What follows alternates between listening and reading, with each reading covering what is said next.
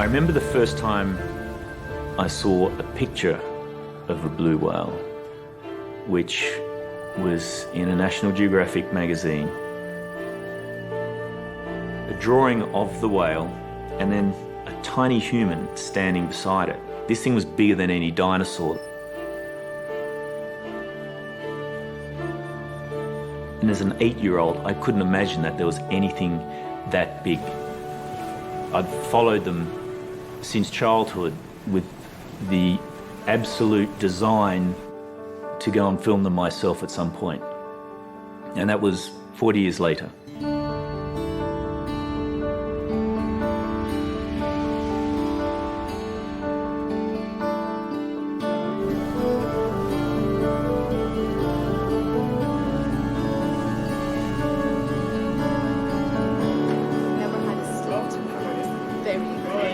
Dr. Lindsay Porter is a cetacean expert, and Ben Fogle is a UK adventurer. So Lindsay, just tell me what kind of whales in particular are we looking for? Today we're looking for the blue whale. There are 2 different types of blue whale we'll see in the area, the true blues and pygmy blues. And how do they differ? Pygmy blues are slightly smaller than true blue whales. Yeah, when you say slightly smaller, what sort of size are we talking about here? 25 metres. Lindsay has such a depth of knowledge that she's my first go-to when I've got a question about a whale. So as the currents and the waves come in, they create this very productive front, and this is why we think the animals, the whales feed here. So when you say productive front, I imagine krill food is being welled up from deep Ben below. Fogle rowed a boat across the Atlantic, and that meant that he had a sense of adventure. He was a risk taker.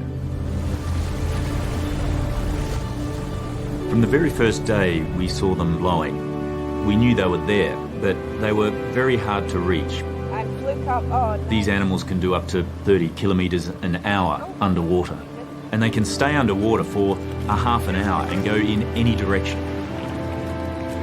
When we saw them, we'd follow them, try to get near them, wait for them to come up again, and then just never see them again.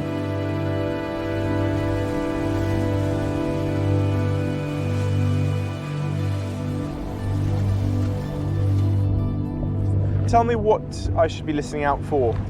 For whales, you need to listen for a low frequency monotone. And for dolphins, oh, can you hear it right there? The high-pitched whistles? The high-pitched whistling, that's dolphins. That's the dolphins? That's the group of dolphins we just passed, yeah. How far away do you think they are now? They'll still be within a kilometre. That's a long way for it to go. It is a long way, yeah. It's a big ocean, they've got to talk to each other over distance. Isn't that incredible? We travelled up and down, 50 miles off the coast for 2 weeks trying to get close to these animals. We ran out of time. We started heading back to port. Oh, look. At 2 o'clock, and another blow 4, and it looks like he's going to fluke up and dive. So he'll probably be down for another 10 minutes or so.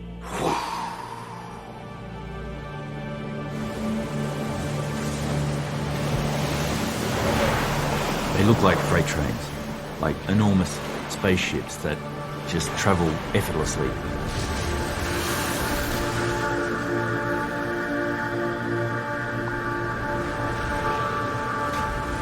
Every piece of them looked like something I'd seen on a re-engineered on an aircraft or on a supercar.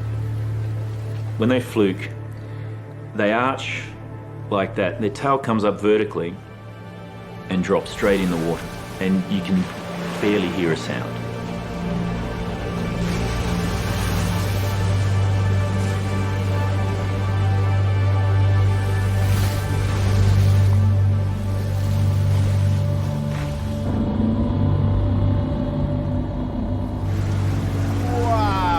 Look at that.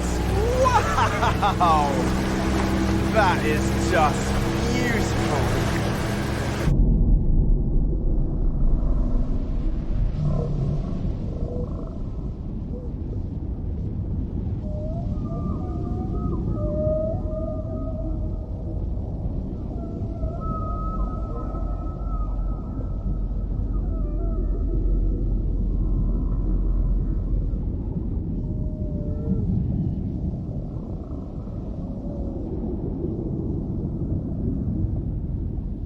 It's the first time that we believe that anyone has ever filmed a juvenile pygmy blue whale underwater.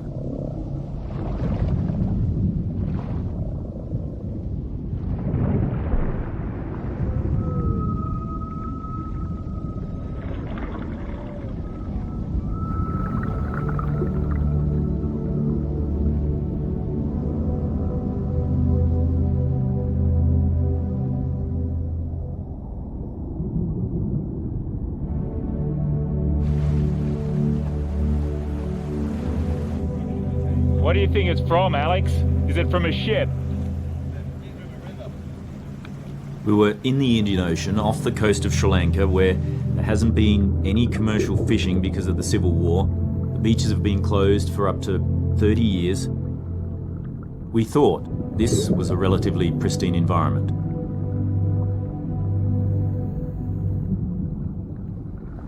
Floating on the surface, the metre below, was just this horrible, crappy, emulsified mess of oil and bits of, it's horrible. And looking through it, you could see the tendrils of the net hanging down. That was certainly one of the most unpleasant dives I've ever done.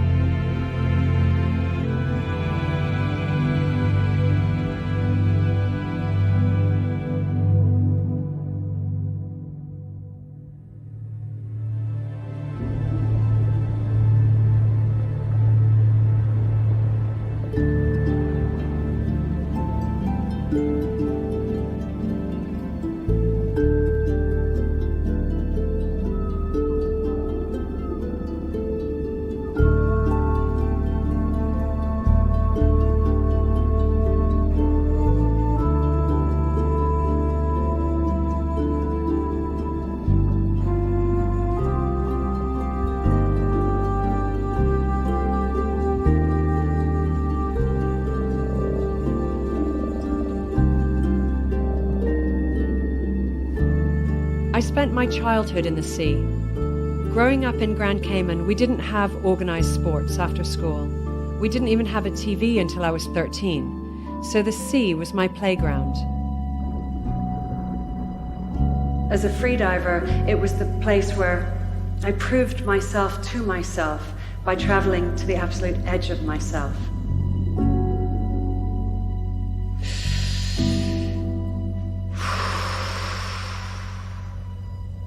I need to put as much oxygen in my blood as possible so that I can hold my breath for the 3.5 to 4 minutes that the dive is going to take me.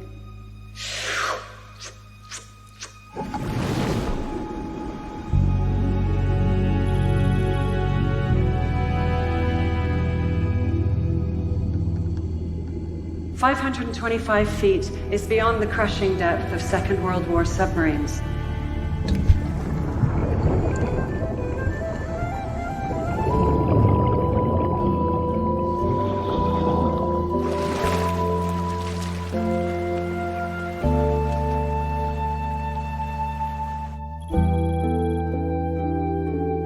Pushing so hard, I learned about limits.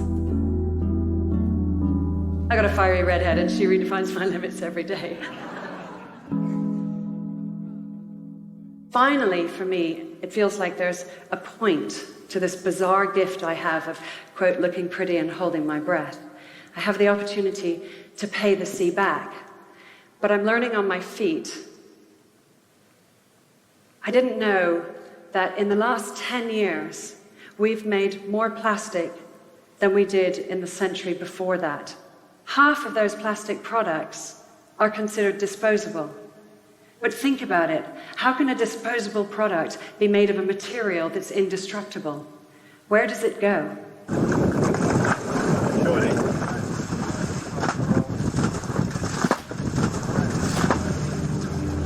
This is a Brutus whale. It's dying, taking its final breaths. It was found to have 6 square meters of plastic sheeting inside it. It couldn't eat and it died of malnourishment. Its digestive system was blocked and it died a terrible, painful death.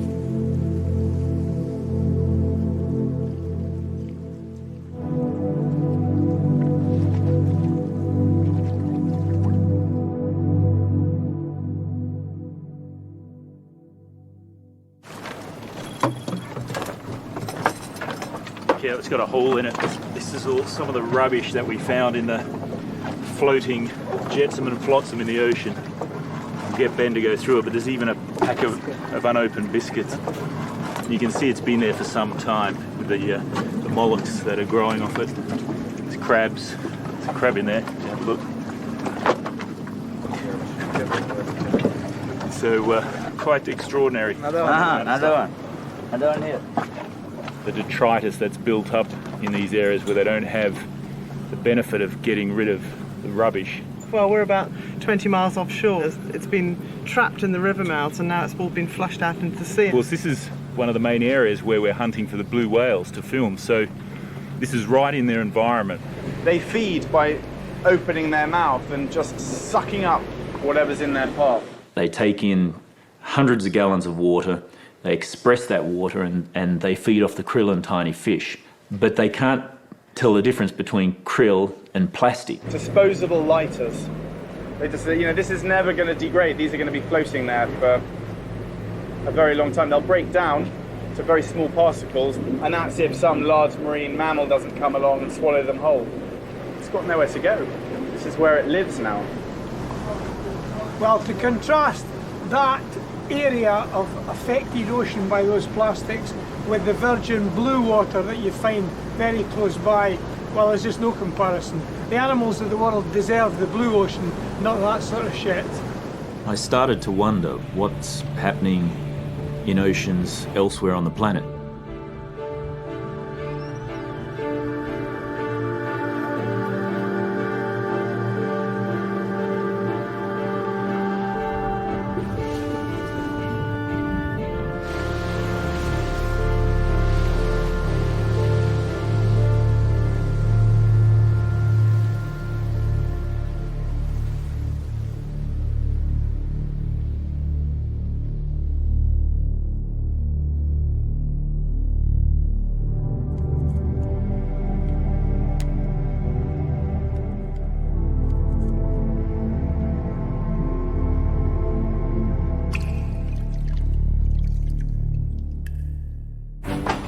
$63 billion gallons of oil are used every year just to supply the US with plastic water bottles.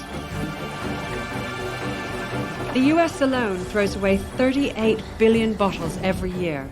That's 2 million tons of plastic going into US landfills. And that's only from water bottles. In this year alone, every single person on the planet will use and dispose about 300 pounds or 136 kilos of single-use plastic. Plastic is wonderful because it's durable, and plastic is terrible because it is durable.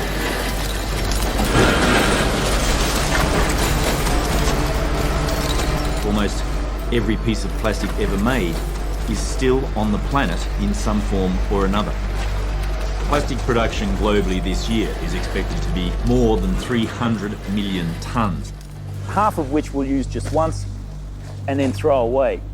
By 2050, when the population explodes to almost 10 billion people, it's expected that plastic production will triple.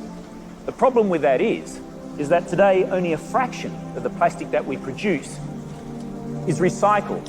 The rest ends up in our environment, and it's coating our land and our oceans like a disease.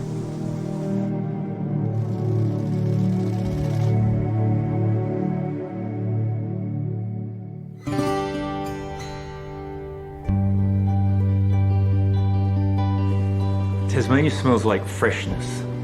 It smells like salt spray. Primitive. It just smells natural. It has the cleanest air and water measured anywhere on the planet.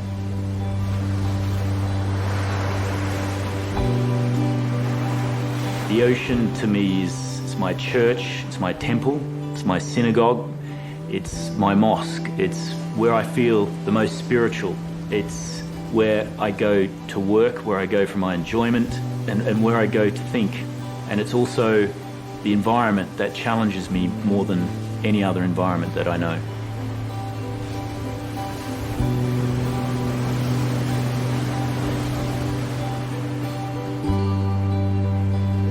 Growing up, my world was exploring the rock pools.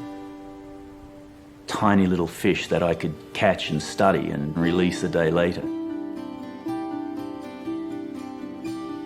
My mother was very caring and very supportive of anything that we wanted to do. And she picked up very early on, I think, my fascination with wildlife. I'm fourth generation journalist. It is believed that he is heading to Moscow. We're on a truck taking rice down to Santa Fe. Okay, it's not live, is it? Hang on, wait. Whoa. Further outside Kathmandu you travel, the worse it seems the damage becomes. Small villages like this one, Sangku, stood no chance against the moving earth. These rescue teams have been unable to access inside this city. The town that I grew up in was an industrial town. I remember coming out after training from the Surf Lifesaving Club, where I was a member with just stinging red eyes. So when I worked for the newspaper, I wanted to investigate what was causing that. We started doing testing on the water in Emu Bay, and what we found was that there were these heavy amounts of organochlorines, and these contain dioxins, which are cancer-causing agents. I put this to the government of Tasmania, and they admitted for the first time that these dioxins existed and that they were dangerous. Within 10 years, all of those industries had closed, and today the fish are back in the water. The water is blue again, and it's a very beautiful city.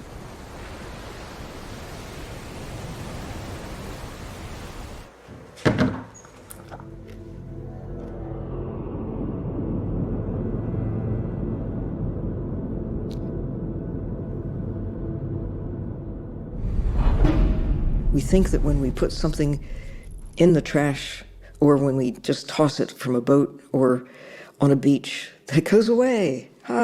We're now free of the plastic. Over 80% of ocean plastic leaks from land-based sources.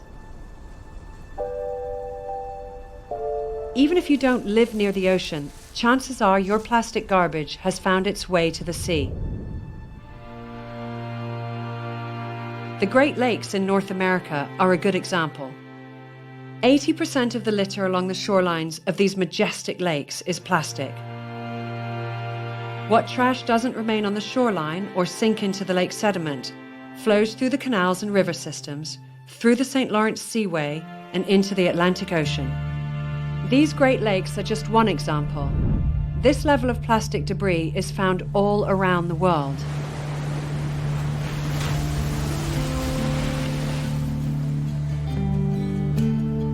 Thousands of years of agriculture and industry have made the Med one of the most polluted bodies of water on the planet. About 8 million tons of plastic is dumped into the world's oceans every year. More than 50% of marine debris, including plastic, sinks to the bottom of the ocean. Ahoy! Hello, Mike. Hey, Popov. We're going more. Good to see you. I met up with filmmaker Mike Degree, a marine biologist and also an experienced submersible pilot.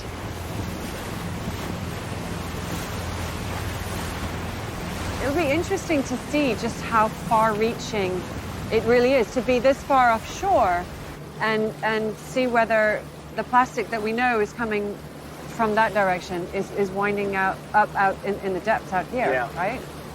I'm really looking forward to, of course, diving the sub, but diving the sub in the Med, a place that has more fishing impact than most bodies of water on the planet.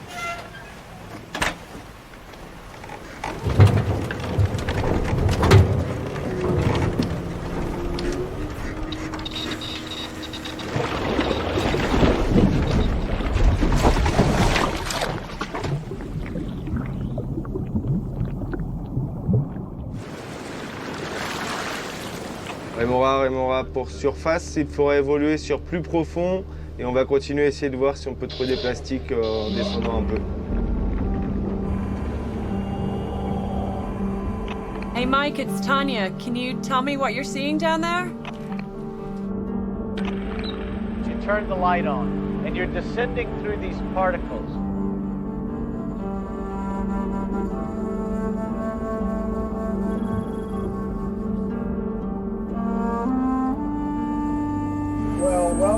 bottom of the ocean, Tanya. I wish you were down here watching this operation. If you weren't hogging the sub, I would be down there. So we're just under 400 meters now. Almost 1,200, about 1,200 feet. And now we're starting to see a plastic bottle, exactly. We're now starting to see more and more plastic, more and more tires and pieces of metal, and just absolutely disregard for the bottom, really. It's just junk everywhere.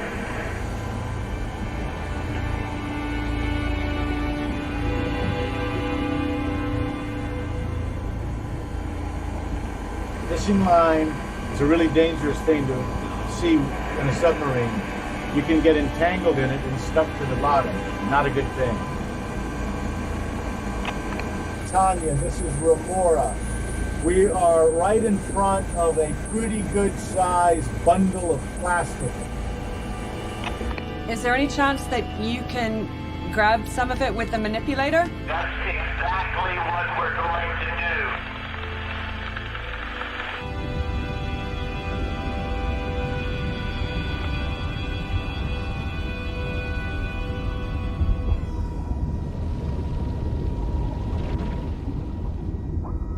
It looks like a lift bag.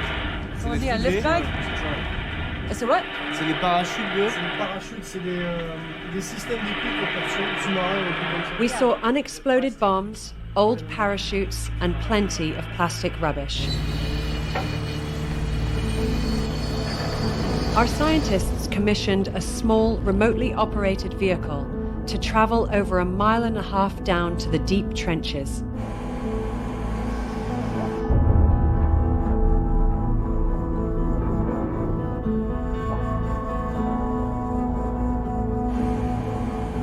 The ROV is coming down, which is kind of cool.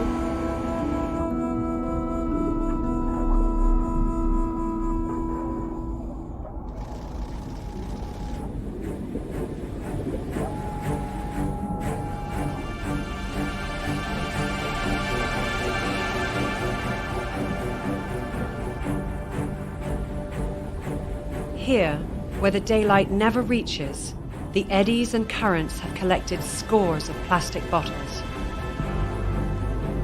This plastic could remain here forever.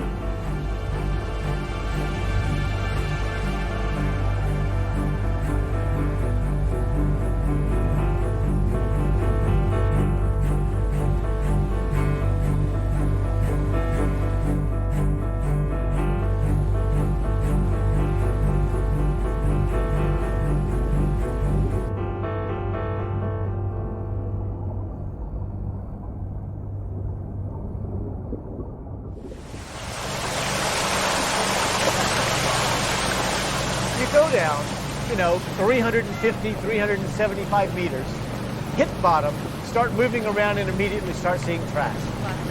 Plastic. Where in the world can you go anymore and not find plastic? Our oceans are driven by 5 major circular currents, or gyres. These are created by the Earth's rotation and the resulting predominant winds. Each continent is affected by these massive systems. They collect waste flowing from our rivers and coastlines, and over time, anything floating within the gyre will eventually move towards the center of the gyre.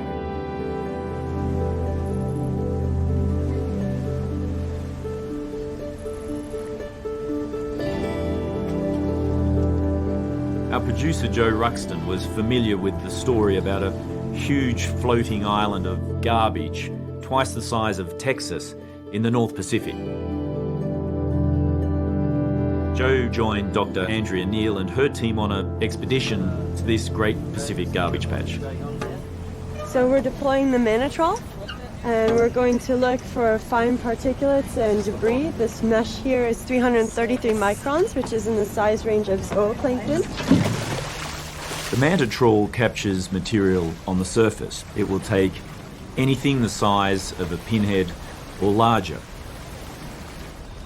Looking out over the vast expanse of clear, sparkling water, there is no plastic in sight.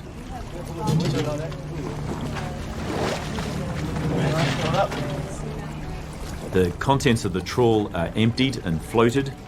The tiny pieces of plastic then reveal themselves to Joe and Dr. Neil. Scientists estimate that there are more than 5 trillion pieces of plastic afloat in our oceans worldwide. There is no floating island of plastic. What exists is far more insidious. What exists is a kind of plastic smog. These tiny pieces of plastic that are floating on the surface of the ocean come from larger pieces. Over time, the sun's ultraviolet light, ocean wave action and salt break it up into smaller pieces called microplastics. Microplastics have rough, pitted surfaces. Waterborne chemicals from industry and agriculture stick to microplastics, making them toxic poison pills.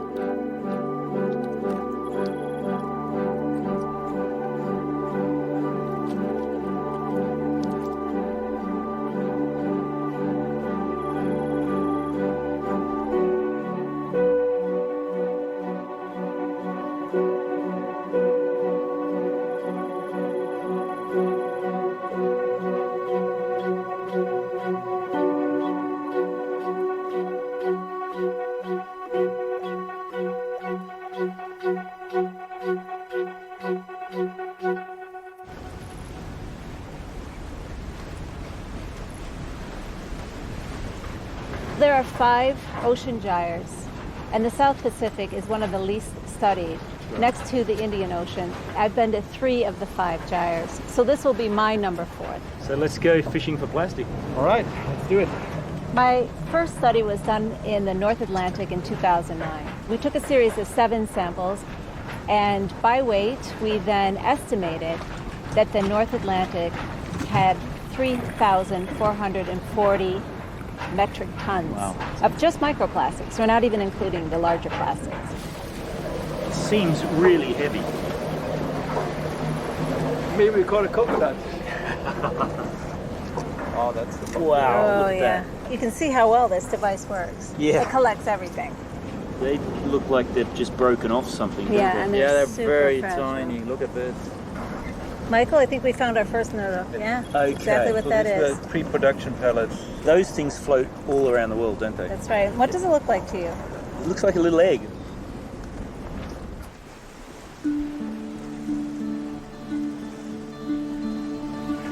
The sea at night is one of my favourite times. It's when the ocean truly comes alive and you can virtually see the food chain in action.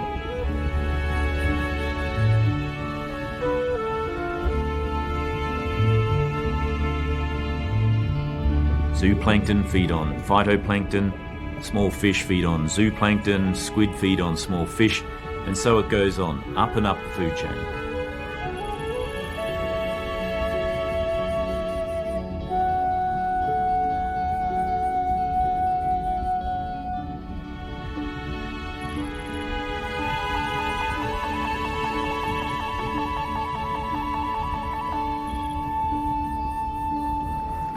Some ectophids in there as well as these ones. Well, should we get them on the table and open them up and have a look and see what's in there? We'll start with this guy. That's something harder here. Oh yeah, what's that?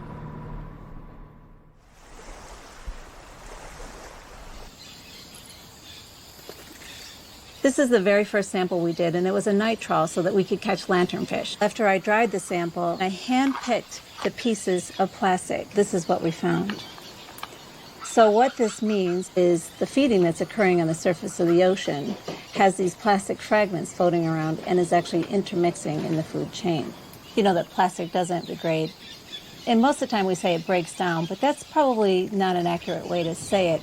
It actually breaks up, so it's more proliferated, and when it's proliferated, there's more opportunities for plastics to be ingested.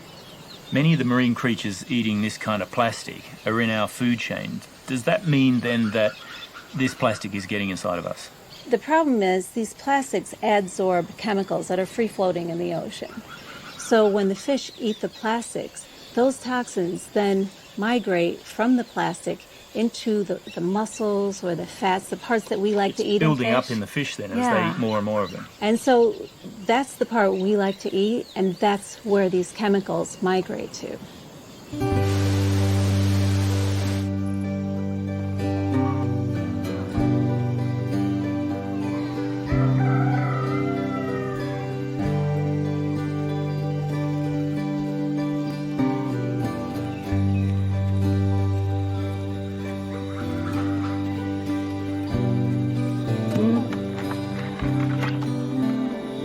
From a little big grape.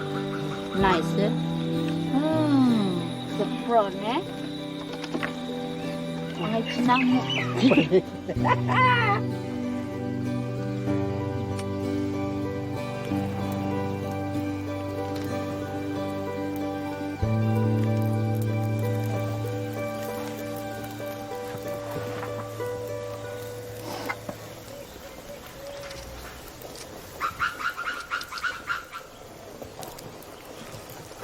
Hello, Rosie.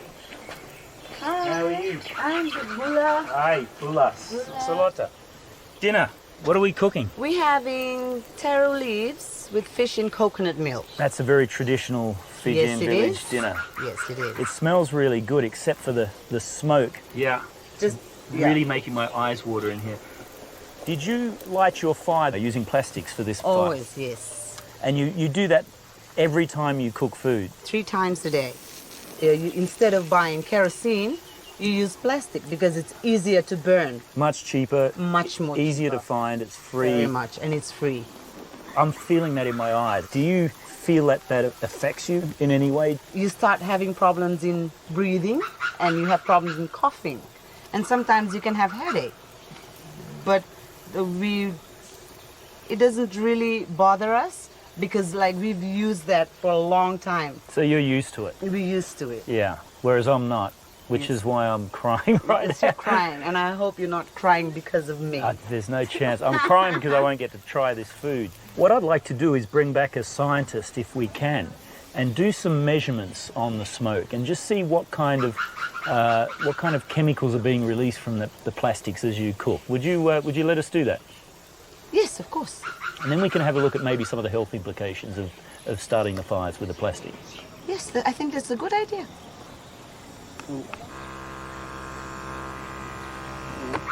People misuse plastic for a lot of things, but for cooking, I mean, for me, it's kind of very unusual circumstances. And we want to have a baseline study to show what kind of chemicals they're actually breathing in, because the lung is an interface between that air, what we're breathing in, plus the smoke, and our blood system, and then so we get it in our systems.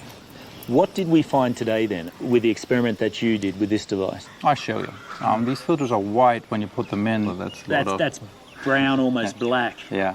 This is a mini lung. This could be what they're absorbing into their lungs. Pretty much. This can't be good for your health, can it? What we know specifically from this pHs and a combination of those is that there are cancer causing. That's one thing. But there are also maybe phthalates in there which are evaporating from plastics, which have a large percentage of this phthalates in there to give the plastic the properties.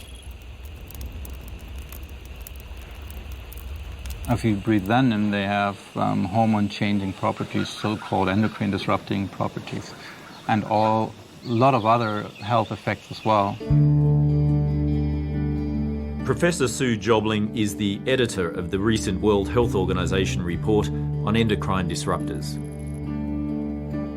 Endocrine disruption is disruption of the normal functioning of the body's hormonal system.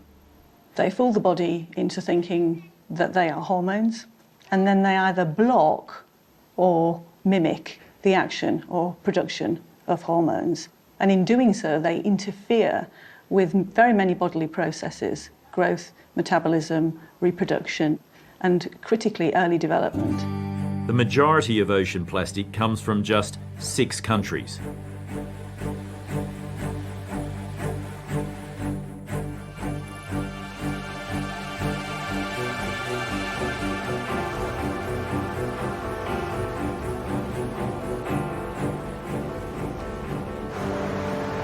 RTHK News.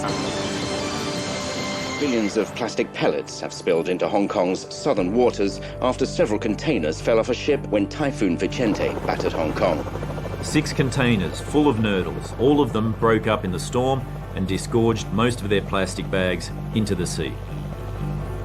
The vast majority broke open and the contents spilled out.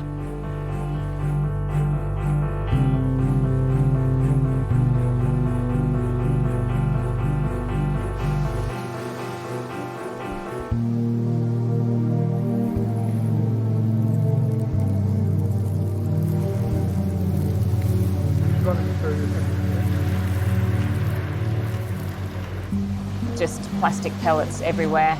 Yeah, it looked like snow on the beach. On the neighbouring Lamra Island, they found tons of this stuff that had come ashore. It seems the company that made the nurdles has unwittingly put their signature on it. Sinopec, a giant Chinese oil company that makes nurdles for distribution worldwide.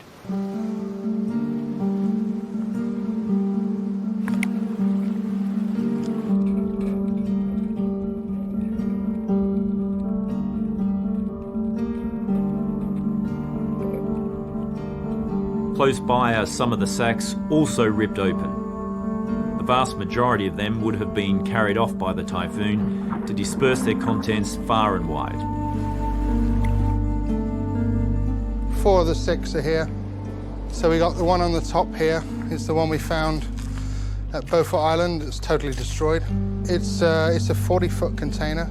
We've been told it carries 1,000 sacks. Still one that hasn't been found? Still one out there somewhere. There's 1 million pellets plus in these bags, so every single bag saves thousands of marine species, so every bag counts at this point. Every day, pellets are getting washed out and trying to get that sense of urgency across. We put a call to action out on Facebook. Go to your local beach. This is what you're looking for.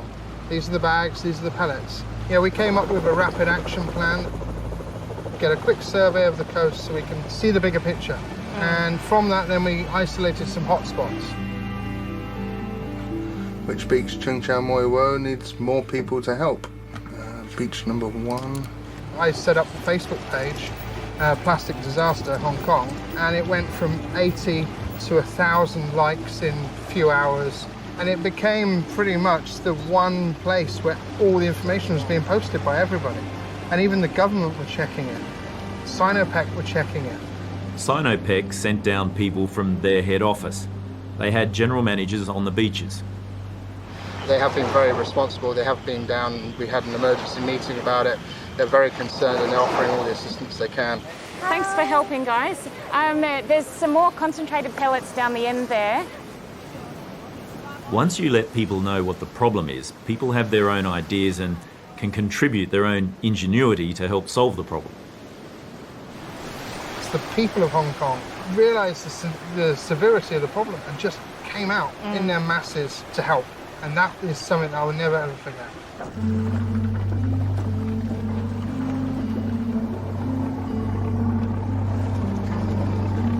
Hold on. Ying Hung. So this is what they found in the fish farm. The pellets like this floating in the sea, and then they found the bags. We bought 3 fish, we cut them open, and each fish had 5, 6, 7 pellets in it.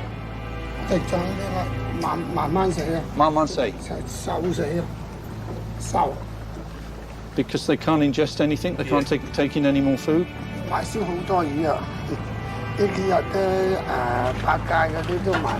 Even the supermarkets won't buy. So it's completely destroyed the local market. In a recent study published in Scientific Reports, UC Davis researchers examined 76 fish slated for human consumption in Indonesia and 64 in California.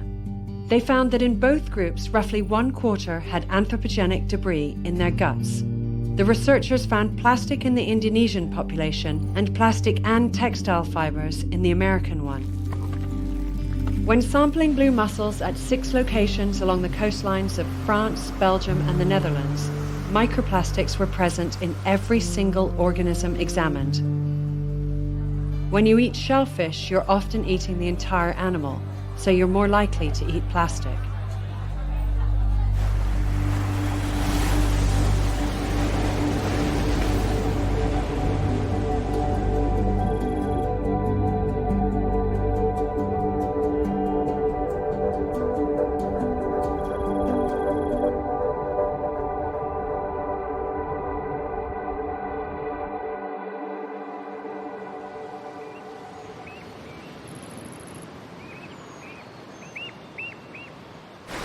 Lord Howe Island is a World Heritage Site and home to migratory seabirds like the shearwater. Seabirds are incredibly helpful because they act like an army of scientists. They travel thousands of miles across the ocean. They pick up plastic off the surface of the ocean. They bring it back to their rookeries where they feed it to their chicks. And that provides an incredible amount of scientific data in terms of where the plastic comes from, its distribution, and how it breaks up on the ocean surface. Dr. Jennifer Labers, she's devoted her life to studying the plight of seabirds.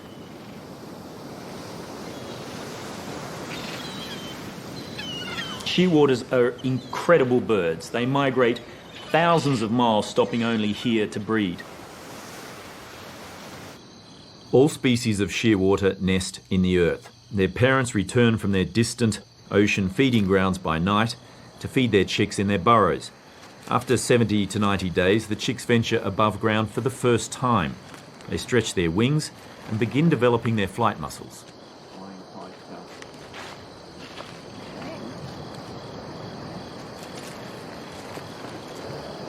We're going to put some ambient temperature salt water, just like he would normally be fed by his parents.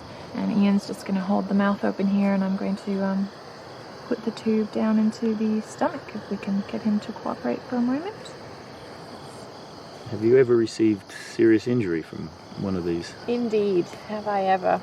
More than I can possibly count. Depending on how full his stomach is, we could be here for a little while. Nope, still nothing. Still nothing. There we go.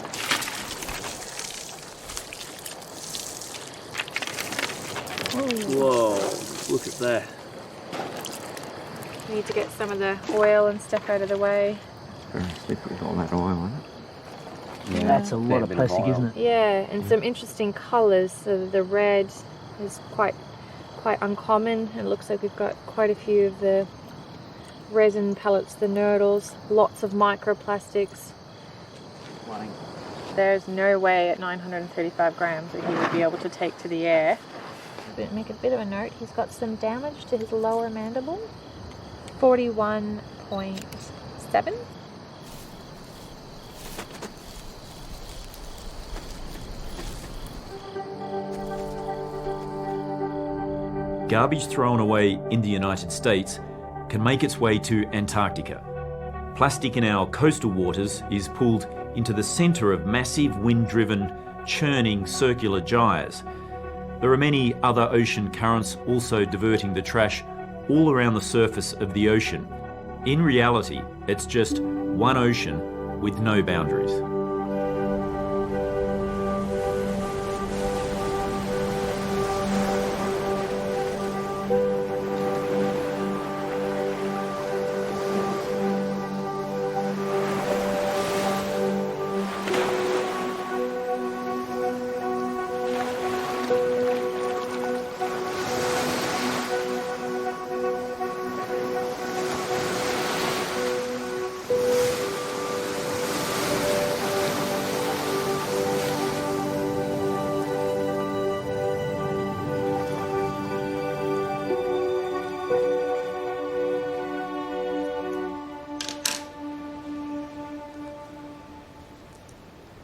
Yeah, the stomach is very, very full, and if we look here, there's some very dark pieces, some very light white pieces, and if you see, you know, as I push on this, it's absolutely rigid, completely full of plastic all the way up.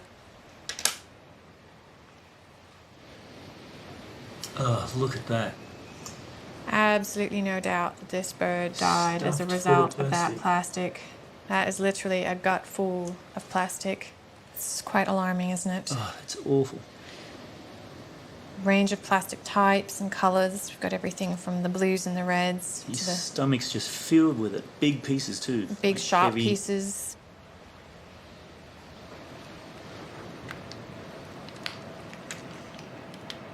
Oh wow, look at the size of that big black piece. That is an enormous piece of plastic. Unbelievable. Look at the size of that.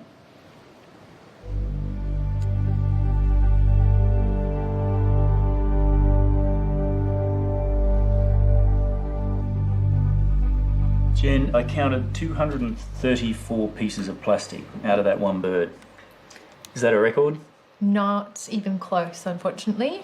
So for this species, the record is 276 pieces of plastic inside of one 90-day-old chick.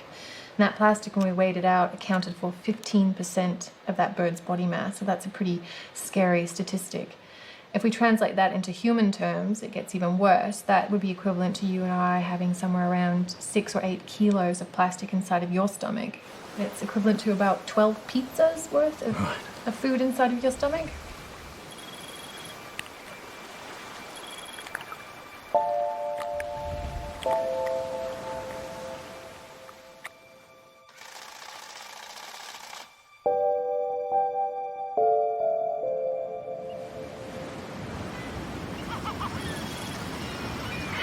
Midway Island is miles away from any coastline, but it has one of the biggest populations of Leeson albatross in the world.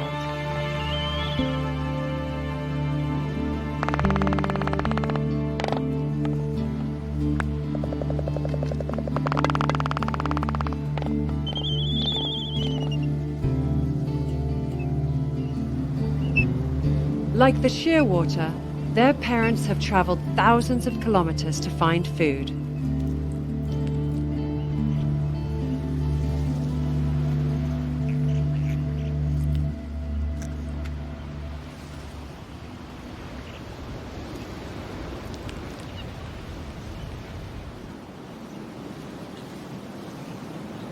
It's quite a bit of plastic for just one little bird.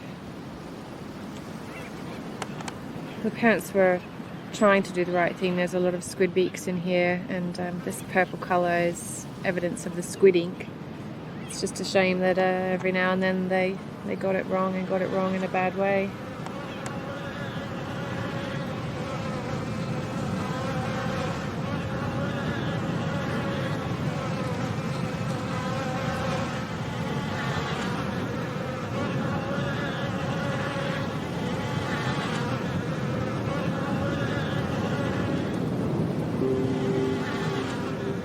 To try and wrap your mind around the condition of this animal and the quality of its life really is quite an overwhelming thing.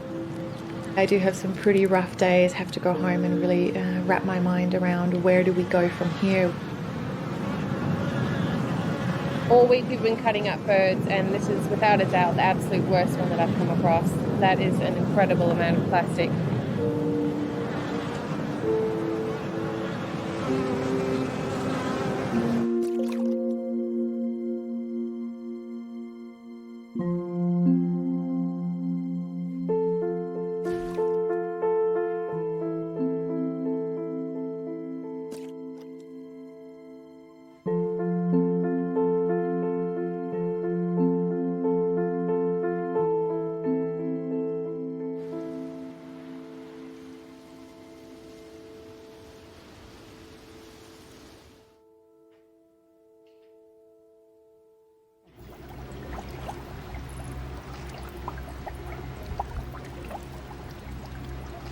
I've come to Asanara, a small island off the northern tip of Sardinia, to meet with Cristina Fossi, a professor of ecotoxicology at the University of Siena.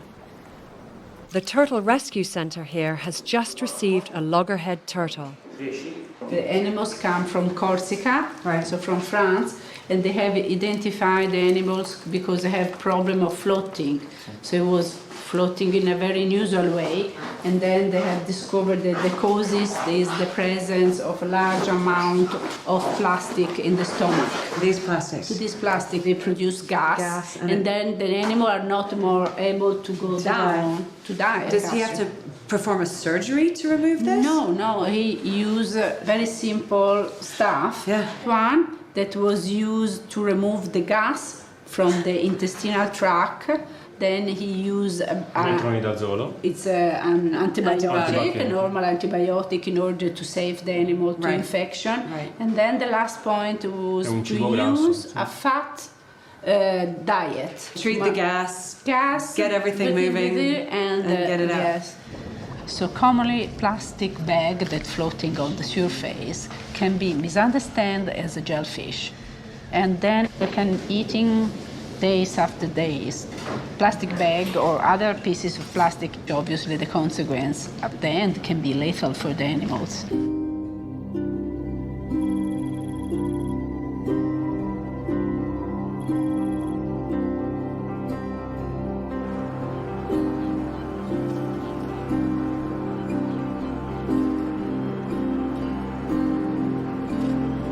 Christina's name is well recognized around the world for her stand against the killing of whales and dolphins.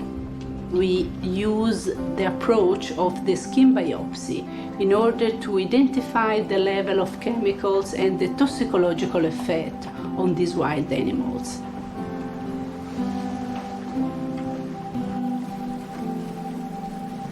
Today we are moving on the Gulf of Asinara, try to see some bottlenose dolphin, then we collect some microplastic samples. An increasing number of dolphins and turtles in the Mediterranean are turning up dead. Christina's focus is to get to the bottom of this mystery.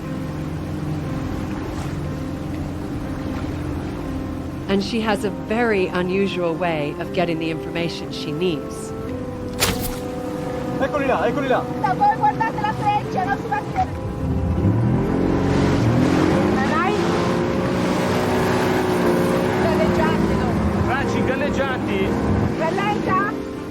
How can you get a tiny piece of blubber from whales and dolphins without hurting them?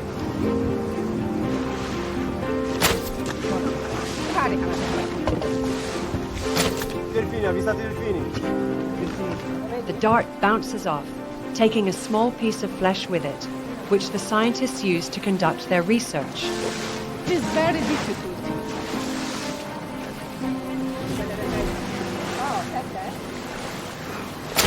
No!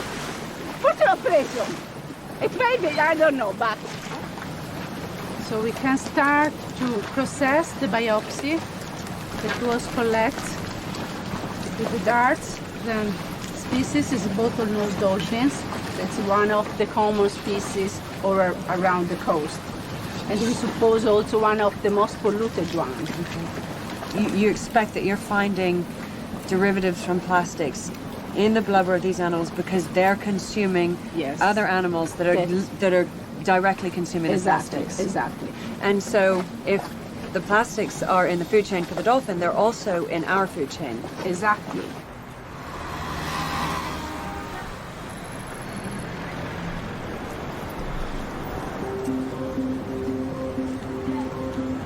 We have already very interesting results, but I would like to invite you in the lab. When animals eat plastic, they're also consuming the toxins attached to the plastic. Toxins pass into the bloodstream. There, they bioaccumulate in the fatty tissue and around the vital organs. When animals use the stored fat, the toxins circulate around the body, interfering with reproduction, metabolism, growth, kidney, and liver function.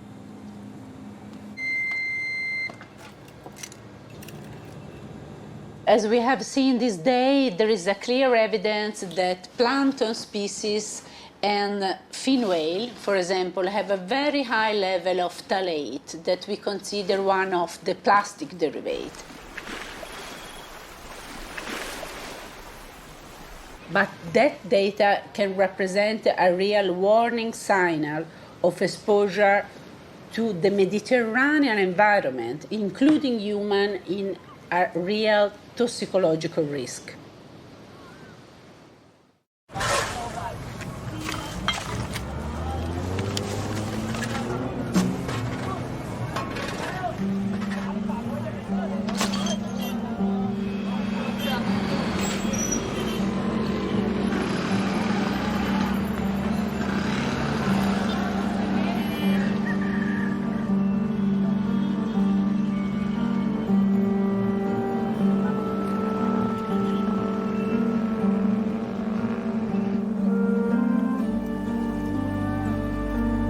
Smoky Mountain 1 operated as a 2 million metric tonne waste dump for more than 40 years.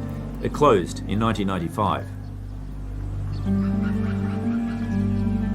This garbage tip contains so much methane, which was produced by the garbage within it, that when it reaches a certain temperature, it catches fire. That creates this smoke that comes out of the top of the pile and filters over the city of Manila. So sweet potatoes, corn, sugarcane, all growing on 40 years of garbage. Yeah.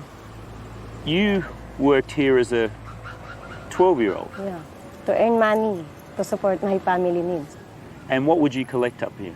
Recyclable, yeah, like bottles, cans, and plastics. This local chap here is still harvesting the plastic that's in the ground. More plastic. It's just everywhere. What's the most common disease here? Pulmonary. Pulmonary, Yeah. such as tuberculosis? Yeah. Yes. Emphysema? Emphysema, yes. My father died at emphysema.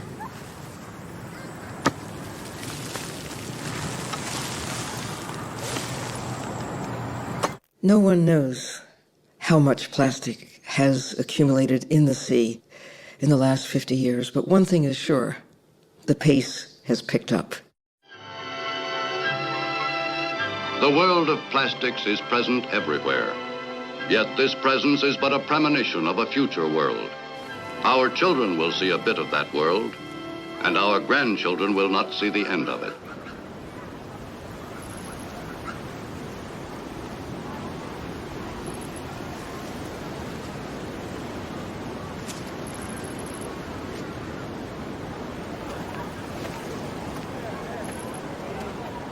The smell is almost indescribable. It's kind of like a cross between sewage and oil, and it's everywhere.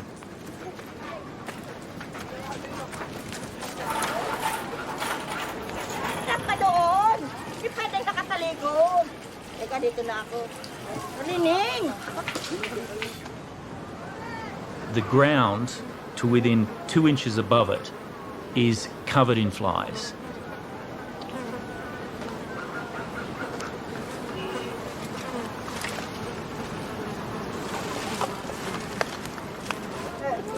Ulitin mo.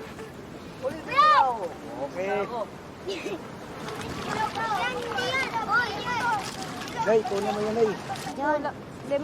I could see a child flying a kite. You could see the kite was made from a plastic bag, and he'd fashioned this himself and used straws as the mainframe for the kite. If you got behind him and looked towards the sky, he could have been any child anywhere in the world.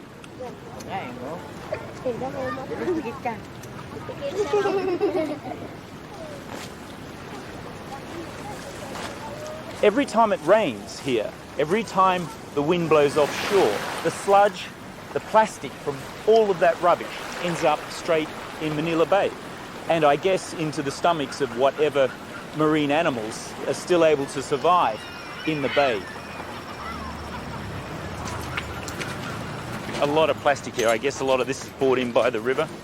Yeah, it came from the Pasig River, and also it's being washed up by the ocean during typhoons. And most of the people living here also throw their garbage in this area because there are no garbage collectors coming in the area to collect the garbage. How much waste, plastic waste, is put into the waterways here? Do you have any idea? Around 1,500 tons daily. 1,500 tons every day? Yes.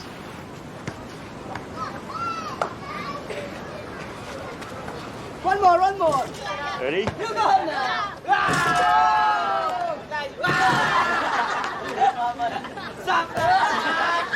1, 2, 3, 4. Thank you. I have to say, you're all much better basketballers than I am. I'm so bad. Again. I'm sorry. I'm no good at basketball. You're very good at basketball. This guy. Thank you. Very good. Do you all live here? Yeah. In Pier 18? Oh, yes. And you play basketball all the time? Yeah. Do you go to school? Yes. No. No? Yes? You go to school? You don't go to school? No? No? So what do you do during the day? For scavenger work. Scavenging? Yeah? What do you scavenge for? This. The plastic? Plastic. Ah, and what do you do with the plastic once you... Scrap, go to the shop. Yeah? And what do they give you for the plastic? Money. Money? Is it good money? What kind of money? Mera. 150. Yeah? Is that 1 day. for 1 day? Yeah. And what do you do with the money? And give my mother. Your mother? Yeah. Yes. And what does she do with the money? Buy the rice. The rice. Right. So you can grow up, be healthy, play good basketball. Show me. Give me a shot.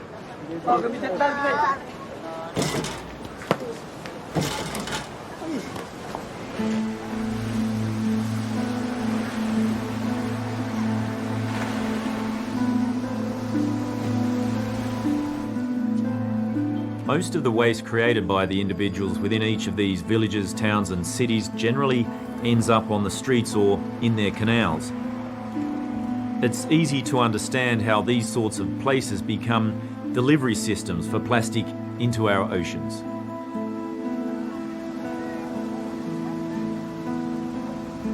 I understand that this was 10 feet deep in plastic. Literally 10 feet of plastic that was pulled out of this canal. First we dredged, but when we realized that we're digging down to China, we stopped. What we did was to cover it up with good soil and garden soil, and then we put up the cocoa pillows. It's made from coconut husk, and then we spread it up until there. We vegetated it and the vetiver grass. The plants take the rest of the waste out of the water. Yes. And now we've got fish swimming and turtles, wildlife, so it's clean enough for animals to live in now. Yet. Is it drinkable? Not yet. Not yet. Working on that one. Working on that one. And so you're going to do this project now throughout the canals and river systems of Manila? Yes, with the same idea of putting bioremediation and phytoremediation together.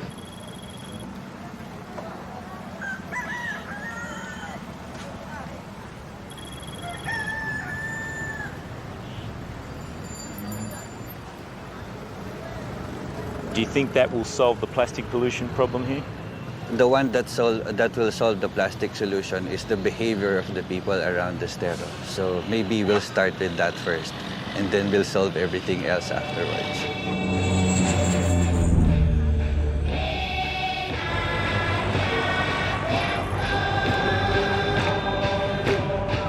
I'm off to visit the tiny, isolated coral atoll of Tuvalu in the South Pacific near Fiji. As a mother, I care deeply about the effects of plastic on our health.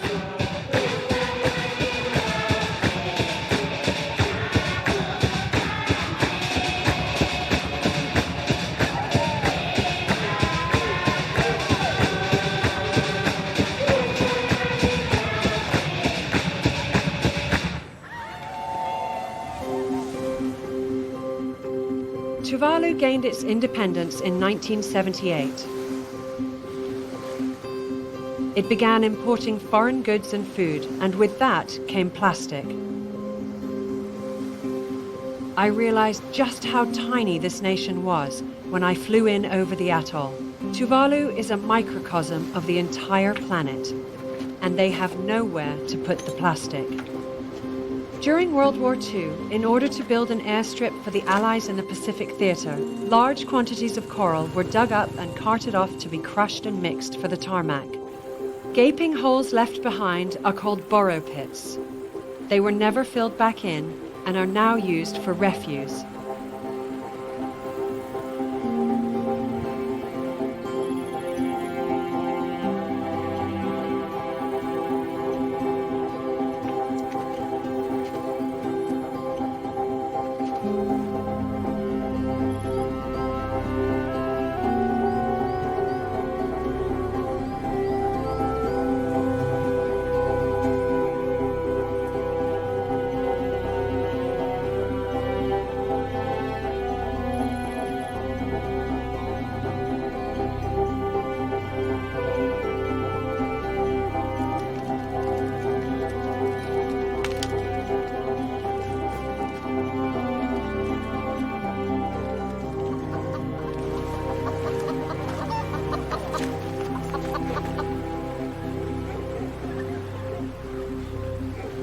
How long have you lived in this barra pit?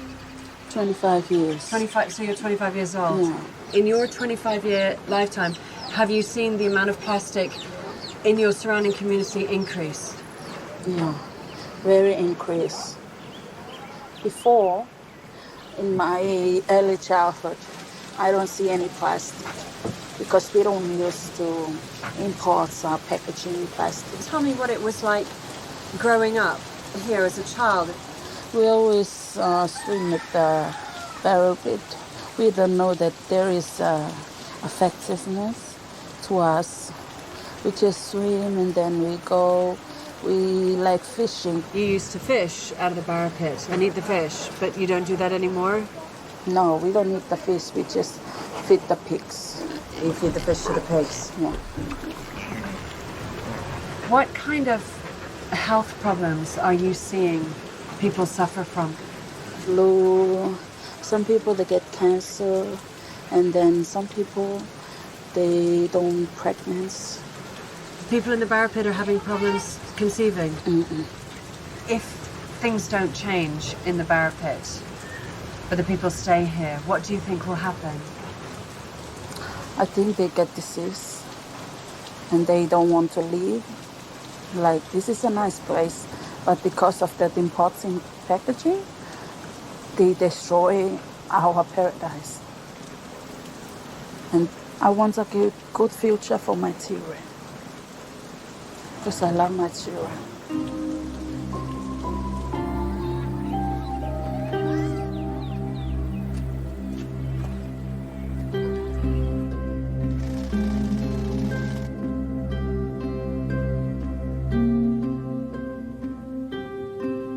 How does a US Navy aircraft carrier handle its waste?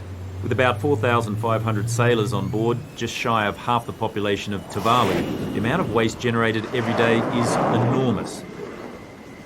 The US Navy is looking for a way to deal with shipboard waste without having to go into port. The belly of the latest aircraft carrier will be fitted with a gleaming maze of steel pipes to devour the ship's waste.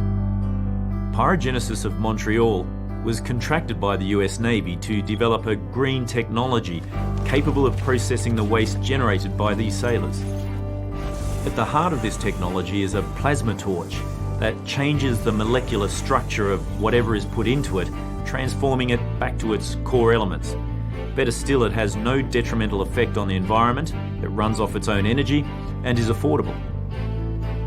If they could shrink the plant into the size of something that you can put into a shipping container, take to small islands like Tuvalu, set it up so that you can put in all of the rubbish that's existing on the island and have it turn into inert or non-toxic substances, that's going to go a long way to help solving the problems that exist on islands in the Pacific.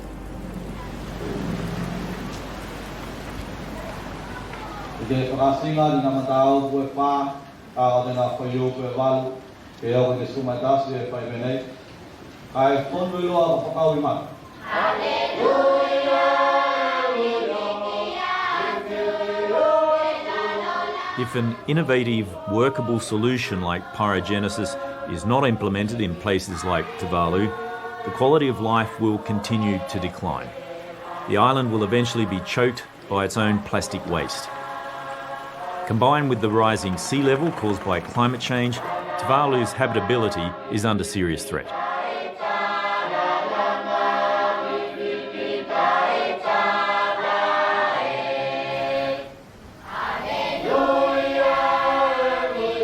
One of the kids we've befriended here, Dieter, has developed a pretty bad lingering cough. We think his problems might be linked to a hobby he shares with his friends, making jewellery out of melted plastic.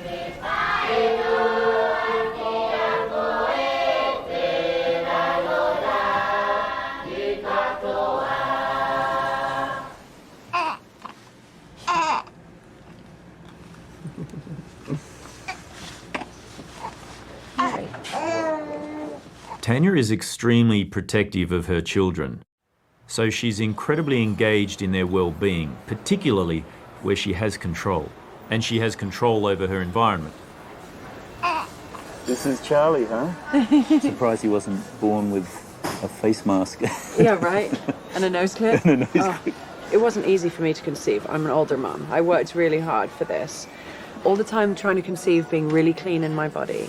Went through my entire pregnancy without taking so much as a Tylenol. Throw the line in there, Tills? This is actually catfish corner. My kids make me really passionate about the subject. Annoyingly passionate. You know, ask my husband. He'll roll his eyes.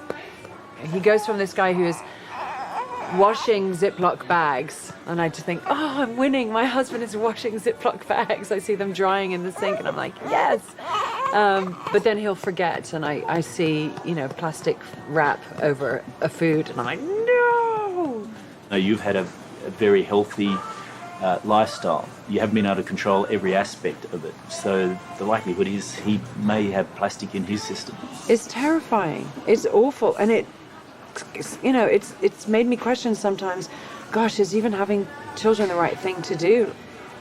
I'm still very, very motivated to obviously do the right thing by myself and my family, but also to try to incite change where I can as an environmentalist, as an activist. I'm optimistic because it beats the alternative.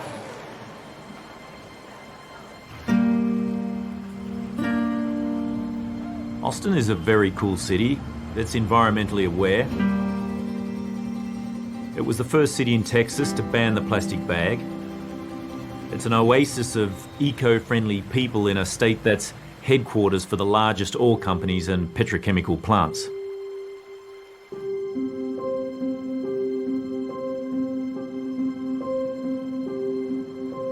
Plasticure is where we formulate and test plastics for their physical characteristics. On the Sodachem side, where we are here, we test plastics and other substances as well as individual chemicals to see if they have estrogenic activity. A lot of plastics, perhaps the great majority, probably, release chemicals that have estrogenic activity. Estrogenic activity, or EA, happens when a chemical like BPA or phthalate leaches from plastic and enters the body, where it mimics the hormone estrogen.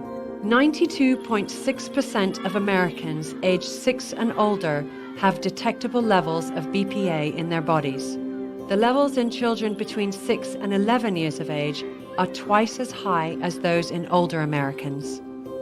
Are all of those chemicals not regulated? No, the FDA at present does not have any regulations for how many chemicals and what levels of chemicals having estrogenic activity can be released from plastics or from cosmetics or papers or silicones. So how is the general public protected from that kind of thing?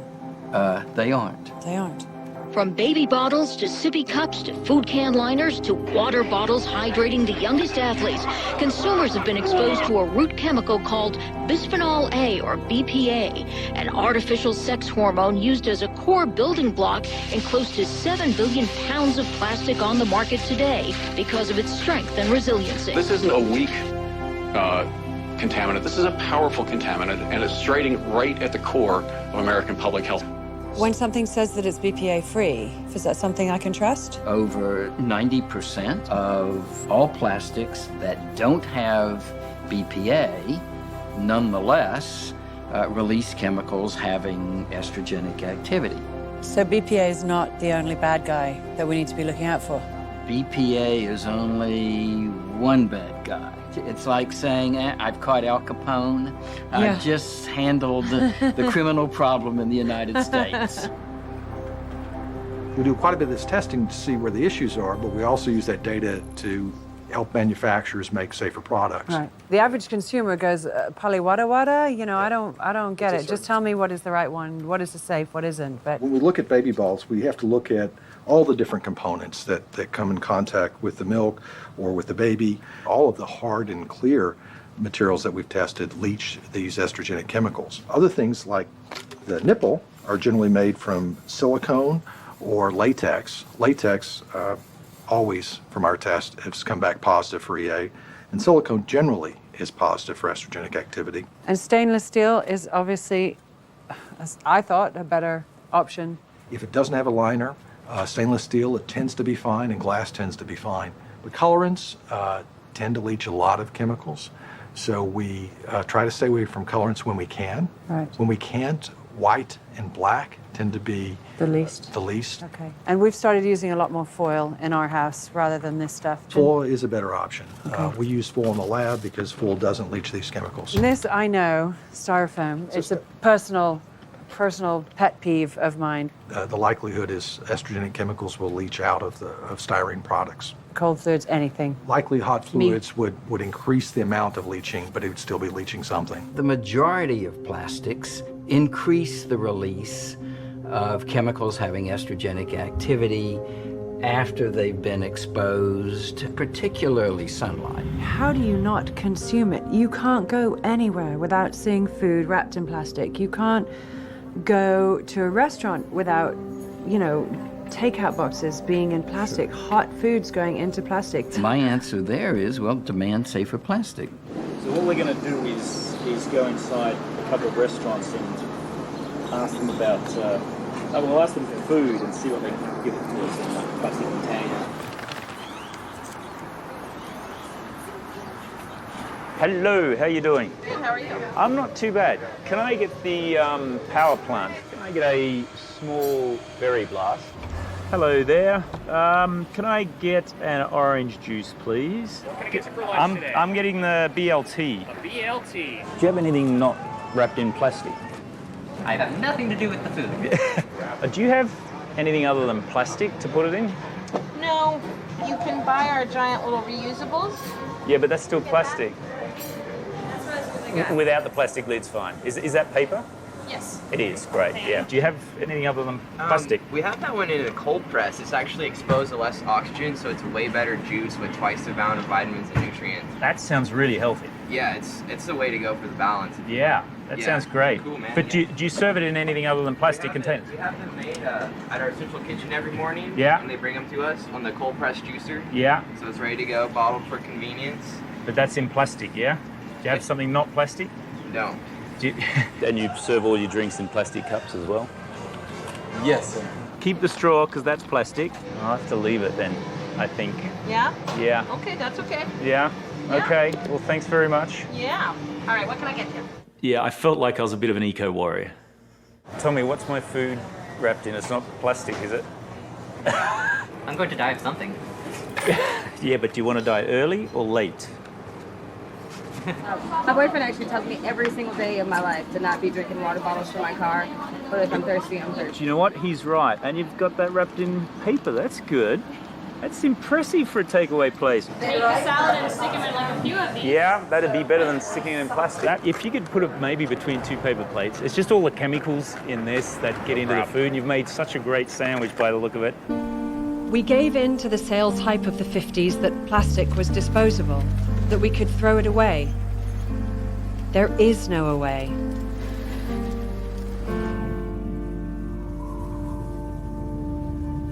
It's so very hard as a parent, as a mum, as a woman, to feel like you can do the best thing, that you can do the right thing anymore. Every day, we're contributing potentially to a dreadful health problem later on down the line.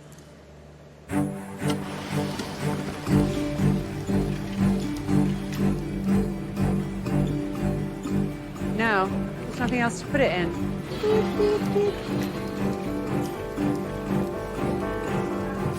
What this white stuff is like the worst of the worst. Like a rubbish bin, the earth is filling up with the stuff. There is nowhere else to put it. That's why, as much as possible, we choose foods and drinks that don't have plastic around them.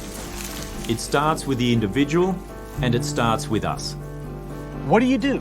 You can't possibly filter out these tiny particles from the entire ocean. You can't filter the entire ocean. In fact, so much plastic is in the ocean now in a form that we really can't get to it, that I feel the emphasis needs to immediately shift toward stop putting it in.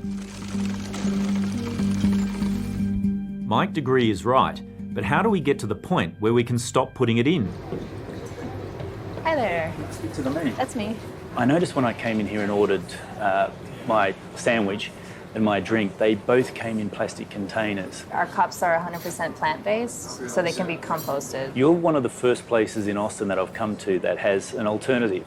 Is that right? Best alternative option I've got That's for perfect. you today. I appreciate it. At least you've got an alternative. Exactly. Thank you very much. Exactly. Appreciate Have a it. great weekend. You too. Find me some gala apples that are not in plastic. Demand that your supermarket deliver your food products in paper or just as they come. They don't need to be wrapped in plastic. And if they are, take the plastic off and leave it with them. And say, you dispose of it and dispose of it properly. Because once it becomes their problem, you'll find that they will do something about it.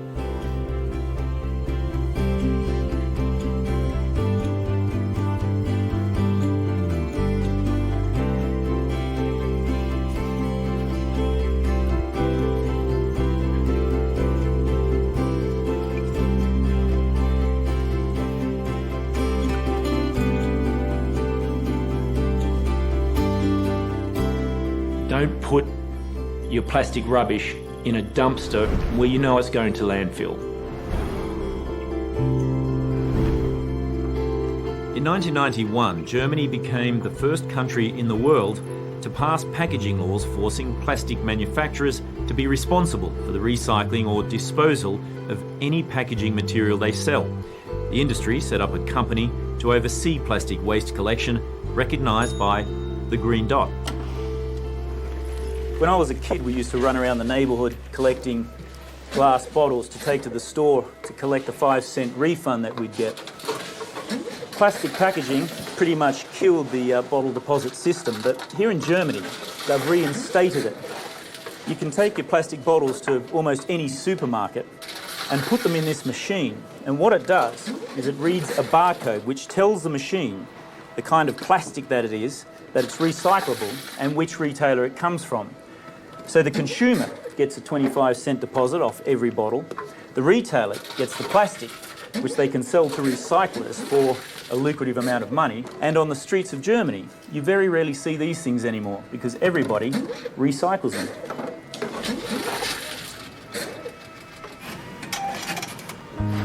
The Germans demonstrated that there is profit to be made. Today, recycling is a lucrative industry.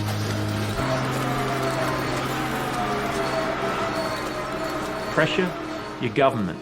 Tell them that you do not accept that plastic should be in the environment. The manufacturers of plastic have their own lobby groups, and they'll lobby the government to get the best possible deal for them to get their products into the marketplace for the least cost, and the least cost means that they don't have to be responsible for it.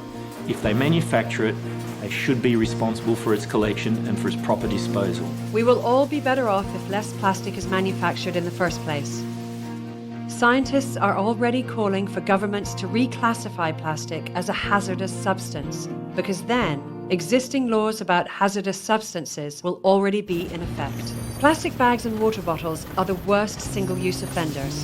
What if we ban them outright to stop that vicious cycle? Rwanda is one of the very few countries that has banned plastic bags. Rwanda being an agricultural country, whereby we don't have a lot of industries, we have tried to assess the impact of plastic bags on our soil, specifically, and on our animals, specifically livestock. Then after the assessment, we have decided, why do we keep this when we know very well the negative impact of it? I think it's a shocking waste of valuable resources that these materials are being put in the landfill. They're so much more valuable. If we put them in a landfill, the cost in Europe is round about a minus £100 a tonne, $150. But as a useful plastic, it could be worth plus $1,200, $1,500 a tonne. So it's a huge difference in value. We actually have the answers now to recycling most plastics, and the challenge really is to get everyone on board with those ideas, and also to get the collection infrastructure going right so that we get big volumes coming concentrated in one place so that people can then have the confidence to invest in the recovery technology. Once sorted, recycled plastics are brought into factories like this, where they can become part of a circular economy, cleaned of labels and processed into newborn nurdles ready to be sold once again. As recyclers, we think governments could do more to encourage development of circular supply chains. A lot of recycled plastics can be used back, as we say, in closed loop, back in the same products, and that's happening a lot with bottles and pots, tubs and trays from the packaging stream. But there are plenty of other outlets where a short life item, like a piece of packaging, can go into a long life application. For example, in construction products, in automotive and in making cars and trains and aeroplanes and things like that, where you can get the performance of the recycled polymer just as good as virgin material that's come out of the ground. You can take it from a bottle one day to a shirt the next day. From that shirt, then it can become a component in a vehicle. It can become something that's sent to space. Through the plastic bank, we make plastic waste a currency so that people in developing countries can earn an income while preventing plastic from entering the ocean. David Katz and Sean Frankson founded the Plastic Bank. They established a social plastic recycling system in Haiti that exchanges plastic for solar cell phone charging, sustainable cook stoves and cash. It's like a fair trade plastic, where it's ethically sourced and it's an above market rate income that they earn. The people in need can go and collect the plastic and create a microeconomy around recycling, and this is something that we can scale anywhere in the world. This is a self-sustaining social enterprise. All of the plastic collected through the Plastic Bank goes through the recycling process and is sold as social plastic to be used in manufacturing by values-aligned brands, or it can be used to 3D print. They're using instead of virgin plastics. If you're choosing between two products and one's made of social plastic and one's not, you're really choosing between, do I help the planet or do I hurt the planet? Social plastic is really our way that we can create an organic global infrastructure. New technology means that waste can now be converted into energy. In Europe alone, there are 15 million tons of end-of-life plastic going into landfill every year. Sinar, a waste-to-fuel company, designed a machine that turns end-of-life plastic, like candy wrappers and snack packets, which aren't usually recyclable, into diesel. Using a heating process called pyrolysis, it turns an environmental problem into a valuable commodity. Each machine can process about 20 tons of plastic daily, making about 18,000 litres of diesel, or the equivalent of 113 barrels of oil a day.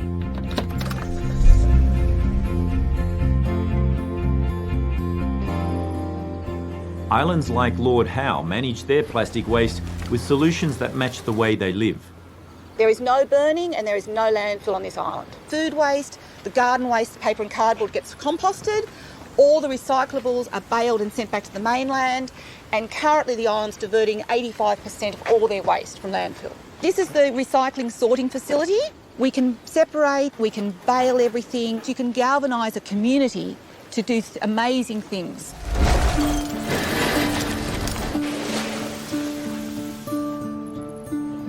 The whales are diving into a sea of plastic bottles, and the bottles were collected from the Bristol 10K race.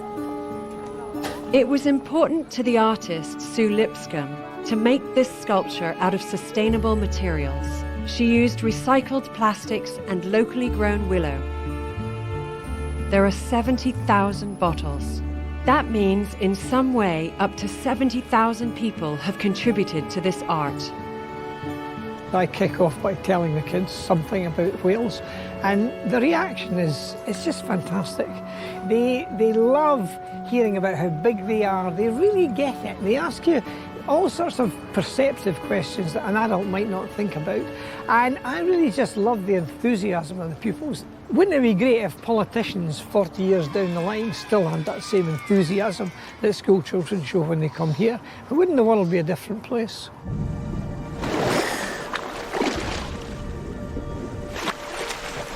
We've treated the ocean as a place to throw things, dispose of things that we did not want close to where we thought we lived.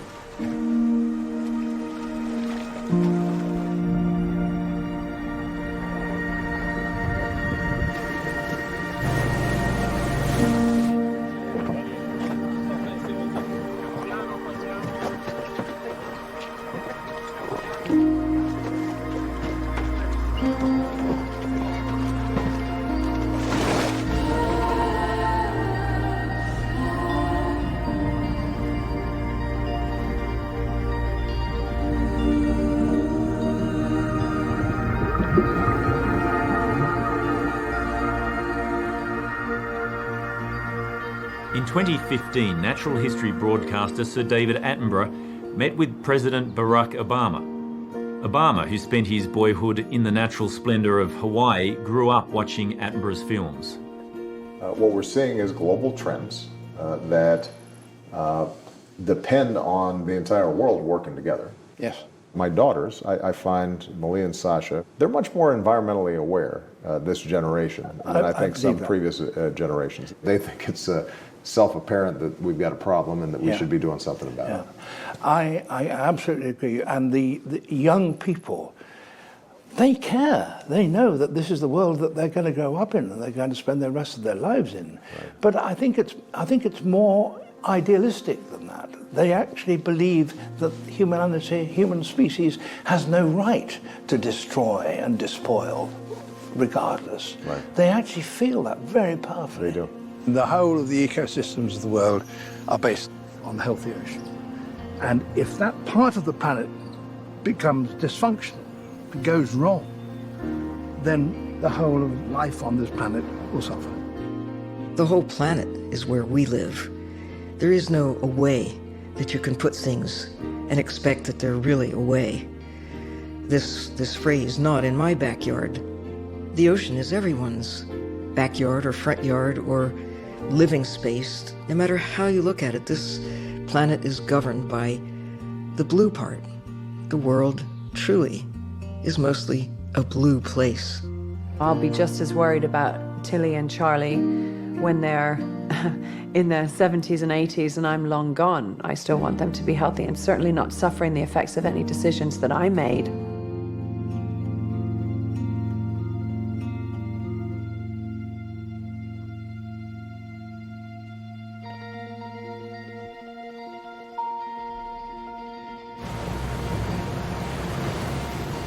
I want to go back to where it all started. I want to go back to the whales. I want to go and find the juvenile that we first saw. If whales could talk to us, I imagine they would ask us, what were we thinking? Every other species on the planet works towards the benefit of the ecology and environment that it lives in. But us humans, we just seem like passengers on this earth. I want to say to the parents of the juvenile, I'm sorry. I'm so sorry on behalf of humanity for putting plastic into your home. And I want to say, we'll share this story because from knowing comes caring, and from caring comes change.